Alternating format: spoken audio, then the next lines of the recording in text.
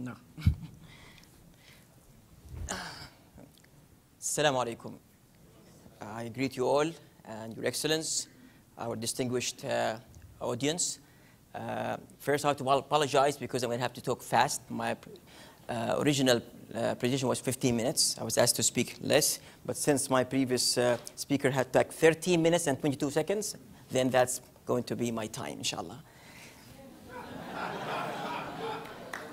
Well, this is called innovation. What is innovation? What is the definition of innovation? Innovation is defined as the creation of a new or a better way to do what? Products, processes, ideas, or technology. However, what's the first thing comes to mind when we talk about innovation? What's the first thing? Technology. Today I'm going to prove to you that technology is not the most important part of innovation. It's something else. It's something new, but it's not the what, it's not the process, not the ideas. It is the who, the missing factor. That is the human being. In the last 100 years, humanity has been trying to find itself by searching outside.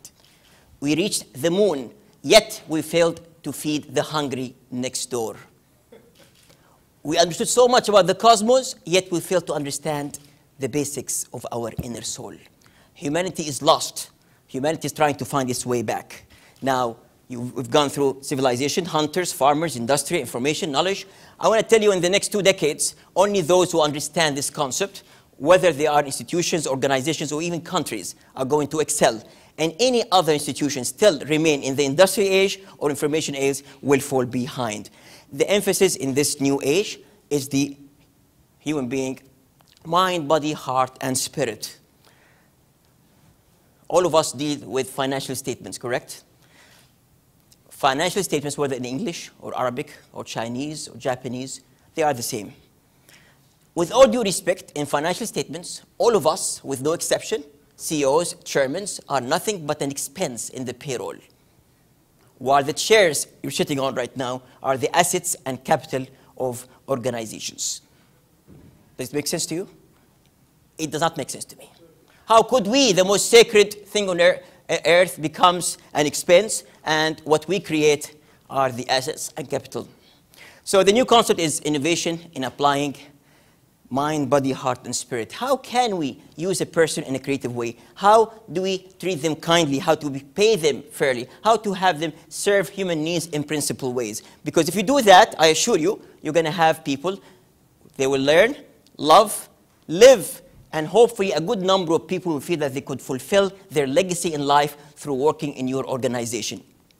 The minute an individual feels he or she could fulfill their legacy in life through working in your institution, organization, it unleashes a phenomenal potential of energy, far exceeds the increased productivity we have witnessed moving from one civilization to another.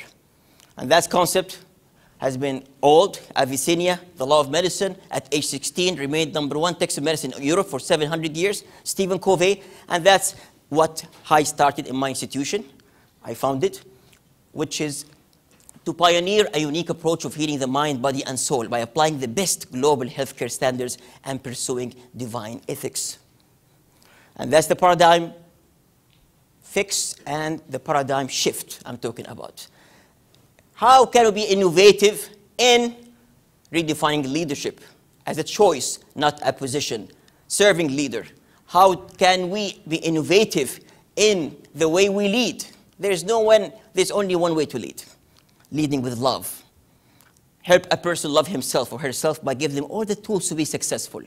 Help them love their colleagues by removing all the obstacles. I call it join and conquer. Help them love the mission and vision by giving them a mission. They wake up in the morning, say, I am going to work for a mission of life. If they do love themselves, love their colleagues, love the environment, and love the mission, then and only then they're going to love the leader. And I assure you, without loving the leader, people will never give you that extra 100 miles.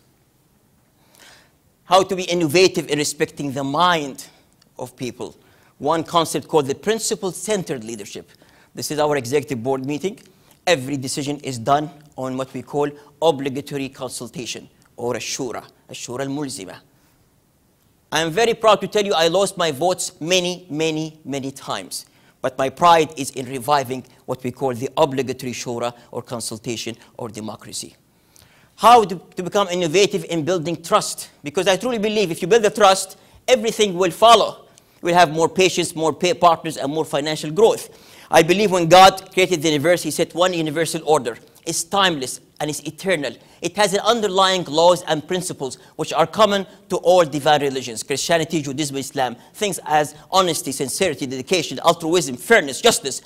As much as we align our intentions and actions to these underlying laws and principles, there's a built-in reward system for us in this life and the life after. I'm trying to prove it because it's the most destructive concept we have today, and it's prevailing concept that for you to be successful, you have to know how to play the game. You have to be, in the Arabic word, shatir, means the one who knows how to play the game. Because once you lose trust, you lose everything, and the trust is the one thing that changes everything. The body, how to be innovative in creating the body, the environment of everything. Healing by design concept. There are certain things that helps patients heal. Landscape, greenery, natural lighting. How to be innovative in commitment to higher authority. We have done a whole building based on earthquake protection. That was not an obligation at that time, but we told them we answer to a higher authority, that is God. How to be innovative in serving our souls. We have to differentiate between religion and spirituality. Religion is a form, but spirituality is a need. We as healthcare providers should be keen and attentive to fulfill the psychological, emotional, and spiritual needs of our patients. How to be creative in making sure that the best practice of medicine is done. Single occupancy, a right for every patient. One of the initiatives we have pursued. Global standards, how to be creative in setting what we call the quality measures. I'm not talking about policy procedures, because policy and procedures does not mean you have a high quality individual. These are just tools. You could have a JCI with a high score, but unless you have a high quality individual, those tools will mean nothing. You're going to have a high quality paperwork and process and procedures and policies, but the patient will be somewhere else. Although we signed with the first, before we designed our hospital in 2000, and although we got 98.2% JCI, and although I'm on the subcommittee of the JCI, I want to tell you one thing. When the JCI came, they noticed something very interesting. They say, this place, people are happy. People are happy, enthusiastic, team spirit. And that's what we try to do. How to be innovative in looking into divine ethics. The concept of corporate social responsibility. We only heard about this in the last 2 decades. Where was it before? How come suddenly you have corporate social responsibility? Everybody wants to give away money. Do you know why? Because only in the last 2 decades we became so sophisticated in financial analysis. We discovered something interesting. The more you give your society, the more money you make at the end of the year. And nobody can explain it. But they tapped into what we call the universal order. Do good for societies, and then you have a reward at the end. I believe the most significant corporate social responsibility one would do as an organization is not by dedicating certain amount of money at the end of the year, regardless of how much. It's by abiding with the highest standards and ethics every step of the way, because the damage you would inflict in society by not abiding with these standards far exceeds any benefit society will gain from whatever amount of money you dedicate at the end of the year. We are living in a world of abundance, not scarcity, but because of our greed and our corruption, we make it scarce. We have to be innovative in the power of giving, power of kindness. We have to be the change we want to see in the world around us. We have set a whole water plant. No sewage comes out, only clear water. To be friendly to the environment, we can set an example of how to take care of gardens, being kind to nature. How to be innovative in spreading the message of healing. I believe each one of us could be a vehicle of healing. We're not talking about cure, we talk about healing. A kind word could be healing. A smile could be healing. وَتَبَسُّمُكَ وَجْهِ أَخِيكَ صَدَقَةٌ وَكُلُّ مَعْرُوفٍ صَدَقَةٌ. So we've done this. We got millions of hits, 6 languages translation of this song, and more than 10,000 letters. People about to commit suicide, they decide not to. People got out of depression. We have to be innovative in the way we redefine competition. Who said it's a pie? That's what I learned in Harvard Business School. It's a pie. I have to fight with you. Who said it's one pie? Who said this pie cannot be two? Thicker, bigger. Who said so? The true competition should be is how do we compete to give back to our societies and show God how good we are. I will compete with you to be more worthy for God to pass his healing power through me by showing how good I am. That's the true competition. We introduced gifts, awards for other hospitals. They told me, what, you're marketing other hospitals?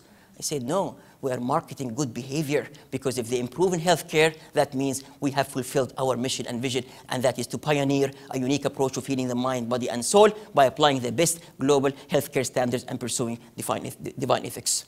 So we got the Ministry of Health, we got the committee from the university, and we started giving the awards. What's the driver? The driver is this. As an engineer, before I became a doctor, I always wondered, how could this big thing move right and left? Must be something big. Absolutely not. It's a small thing called the small rudder that changes the big rudder that turns the ship. That small rudder is no bigger than 5 meters. To me, that is what I call the power of intention. Nobody taught us how to create our intentions. If you have the good intention, believe me, the whole universe will conspire with you. Ask me. Start with why. And if once you do that, everything will go nicely. You go on something called tipping point. It's like a domino effect. You achieve in your life much more than others, and people cannot understand why. How come? Because you have the right intention. And from that point on, everything will follow. It's a consequence. Don't bother. Don't waste time in looking into results, because they will come without any sweat. Only put the right mission, the right vision, and the right intention. Now, I believe that innovation, happiness is not measured with the amount of technology we have. As a matter of fact, the technology has nothing to do with happiness. But I assure you one thing, the more innovative we become in fulfilling the needs of us as humans, mind, body, heart, and soul, the more happy we're going to be. Because at the end of the day, all we want to do is the seed. We have the DNA for producing all innovations, discoveries, and if we have a healthy, happy seed, then you're going to have a happy plant and a happy tree and a happy world. Our philosophy is we humans carry the DNA of all new inventions, discoveries, and technologies. If we succeed in bringing the best of us, better people will lead better lives, living in a better world, and that is the IMC way. Thank you.